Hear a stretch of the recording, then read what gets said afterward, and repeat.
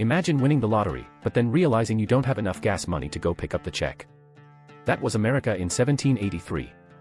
We won the war, we got the land, but the bank account. It was deep in the red. The independence hangover was hitting hard. At this point, we weren't really the United States. We were 13 roommates sharing an apartment with no house rules. We were governed by the Articles of Confederation. Think of the Articles as a government on read-only mode. Congress could ask for money, but states could just say no. There was no power to tax, no way to regulate trade, and zero muscle to enforce laws. It wasn't a government, it was a suggestion box. By the time the ink dried on the Treaty of Paris, the financial situation was a nightmare. The national debt was a mountain, and the currency, the continental, was so worthless that people used it as wallpaper. And here's the scary part, the Newburgh Conspiracy. Unpaid soldiers were so angry they almost marched on Congress to take over by force. George Washington literally had to talk them out of a military coup. We were independent, sure, but we were on the verge of a civil war before we even started. Since Congress couldn't regulate trade, the states started economic hunger games. New York taxed firewood coming from Connecticut. New Jersey was getting squeezed by its neighbors.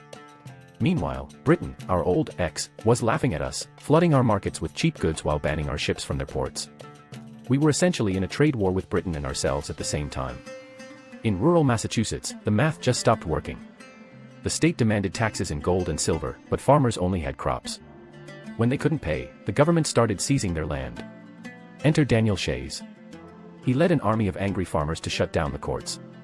This wasn't just a protest, it was an alarm bell. It told the founding fathers, fix the economy, or the people will burn it down.